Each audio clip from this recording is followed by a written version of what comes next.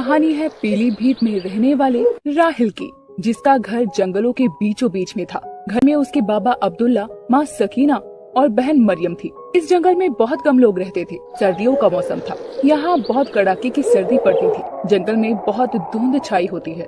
हर तरफ कोहरा ही कोहरा था। राहिल अपने बाबा से कहता है, बाबा आज तो बहुत ठंड है। हाँ बेटा। तभी उसकी बेटी भी कहती है, सच में पापा आज बहुत ज्यादा ठंड लग रही है। हाँ बेटा, सच में आज बहुत ठंड है। इतने में उसकी बीवी सकीना आती है। बच्चों, आप बाबा से क्या कह रहे हो? अम्मी जान, आज बहुत ठंड है। हाँ मेरे बच्चों, अरे जंगल से लकड़ियाँ काट कर ले आइए ताकि रात में ठंड से बचा जा सके। ठीक है बेगम। अब्दुल्ला जंगल में लकड़ी लेने के लिए जाता है। बाबा रुकिए, मैं भी चलता हूँ। बेटा आप यहीं रहो, बाहर बहुत ठंड है और कोहरा भी है। जंगल में जंगली जानवर भी होते हैं। नहीं बाबा, मुझे भी चलना है। बेटा जिद ना करो। अरे ले जाइए ना, नहीं तो ये मेरी जान खाएगा कि बाबा मुझे कहीं नहीं ले जाते। अच्छा तो ठीक है, चलो, लेकिन मेरे साथ ही रहना, कहीं दूर न जाना। ठीक है बाबा जान। वो दोनों जंगल की ओर चले जाते हैं। चारों तरफ ठंडी हवाएं चल रही होती है और कोहरा कोहरा होता है। अब्दुल्ला लकड़ियाँ काटने लगता है। ठक ठक ठक। तभी किसी के घुर्राने की आवाज आती है। बाबा जान, मुझे बहुत डर लग रहा है। पता नहीं कैसी आवाजें आ रही है। डरो नहीं बेटा, मैं हूँ ना तुम्हारे साथ। अब्दुल्ला देखता है। बेटा ये तो एक भेड़िए की आवाज है। तभी भेड़िया झाड़ियों के पीछे से आता है। डरो नहीं बेटा। बाबा मुझे बहुत डर लग रहा है। तभी भेड़िया अटैक करता है। भेड़िए का पंजा राहिल के मुंह पर लग जाता है। अब्दुल्ला अपनी कुल्हाड़ी उठा भेड़िए को मारता है, लेकिन वो भेड़िए के नहीं लग पाती। तभी भेड़िया अब्दुल्ला पर अटैक कर देता है और अब्दुल्ला को मार डालता है और अपने साथ ले जाता है। भेड़िया अब्दुल्ला को घसीटकर जंगल की ओर ले जाता है। बाबा मुझे छोड़कर चले गए। मैं अपने बाबा को नहीं बचा सका। मेरे आंखों के सामने मेरे बाबा को वो ले गया। या अल्लाह, अपना रहम फरमा। वो भेड़िया मेरे बाबा को ले गया। बाबा मैं उस भेड़िए को छोड़ूंगा नहीं। राहिल रोता हुआ अपने घर पहुंचता है। दरवाजा खटखटाता है। अंदर से सकीना की आवाज आती है। आ रही हूँ बाबा। राहिल, बाबा कहाँ है? लकड़ियाँ ले आई तुम दोनों? जल्दी बताओ बाबा कहाँ है? राहिल, मेरा दिल बैठा जा रहा है। राहिल रोता हुआ अम्मी जान के गले लग जाता है। अम्मी जान, बाबा आप इस दुनिया में नहीं रहे। क्या कह रहे हो राहिल तुम? या अल्लाह, ये क्या हो गया मेरे शौहर को? वो मुझे छोड़कर कहाँ चले गए? अम्मी जान, बाबा को भेड़िया अपने साथ ले गया। बाबा इस दुनिया में नहीं रहे। मुझे कसम है अपने बाबा की, उस भेड़िए को मैं नहीं छोड़ूंगा। या अल्लाह, अब क्या होगा हमारा? क्या होगा हमारा? इतने में मरियम आती है। अम्मी जान, भाईजान, आप रो क्यों रहे? बेटी मरियम, तुम्हारे बाबा इस दुनिया में अब नहीं रहे। क्या अम्मी जान, क्या कह रही हो? अल्लाह के लिए ऐसा ना कहें। बोल दीजिए ये सब झूठ है। नहीं बहन, ये झूठ नहीं है। बाबा को एक खूंखार भेड़िए ने जंगल में ले गया और मैं कुछ नहीं कर सका।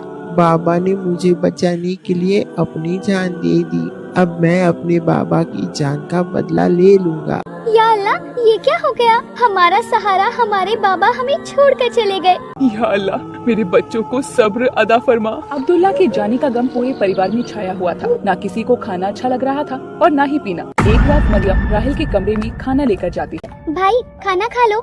वो देखती है कि राहिल भेड़िए की तरह उठकर बैठा हुआ था और घुर्रा रहा होता है। उसकी आंखें लाल हो गई थी। या अल्लाह, ये मेरे भाई को क्या हो रहा है?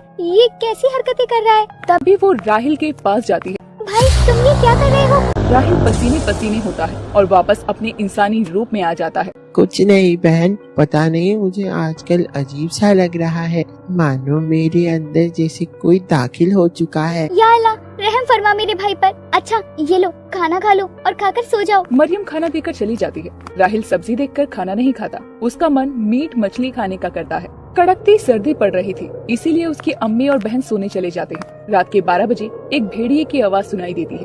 राहिल उस आवाज को गौर से सुनता है और वैसे ही आवाज निकालने लगता है। धीरे धीरे उसके शरीर से बाल निकलने लगते हैं और भेड़िए का रूप इख्तियार कर लेता है और वह भेड़िए के रूप में पूरा बदल जाता है और खाने की तलाश में जंगल की ओर जाता है और तालाब के पास पहुंचकर मछलियां खाने लगता है। ऐसे ही कई दिनों तक चलता है और एक दिन, भाई चलो, मुझे बाजार से कुछ लाना है। जीनत बाजी की शादी है ना, मुझे कुछ कपड़े खरीदने हैं। ठीक है बहन, चलते हैं। दोनों बाजार जाने लगते हैं और कपड़ों की खरीदारी करने लगते हैं। बाजार में खरीदारी कर रहे होते हैं तभी कुछ बदमाश वहाँ आते हैं। अरे ये माल तो देखिए कितना झकास है, मिल जाए तो हमें जन्नत ही मिल जाए। हाँ हाँ। वो लोग उल्टे सीधे कमेंट करते हैं। तभी राहिल को बहुत गुस्सा आता है। अबे देख क्या रहा है, देख तो ऐसे रहा है जैसे खा जाएगा। हाँ?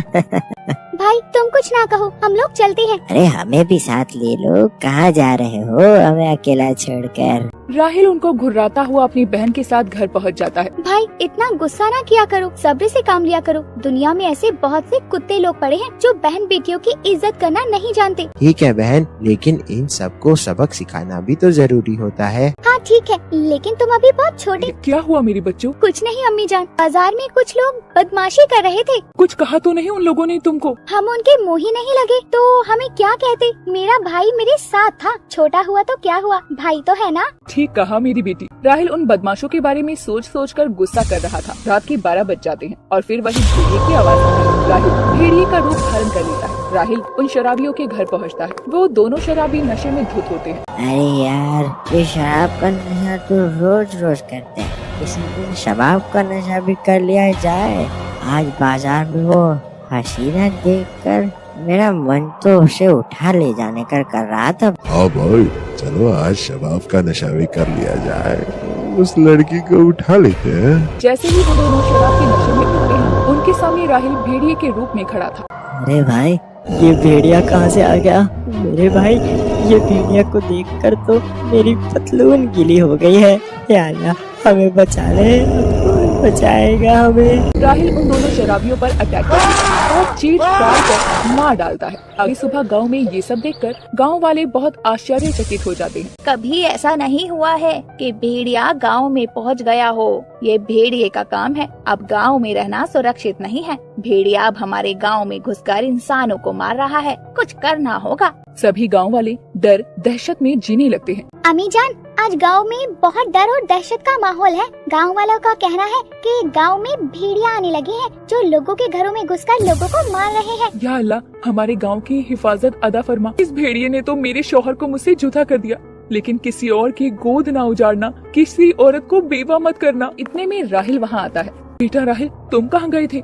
रात भर तुम घर पर नहीं थे, तुम कहाँ चले गए थे? मैं अपने दोस्त के घर रुक गया था माँ। लेकिन आज से पहले तो कभी रात में घर से बाहर नहीं गए।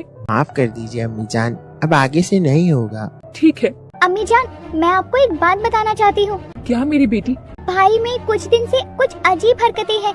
कई समय से मैं नोटिस कर रही हूँ कि भाई रात के वक्त अपने आप कुछ तब्दील हो जाते हैं। ये क्या कह रही हो बेटा? हाँ अम्मी जान, मैं सच कह रही हूँ। अब तो मुझे भी भाई से डर लगने लगा है। अगर आपको यकीन ना हो तो आप रात के 12 बजे राहिल के कमरे में जाकर देखना।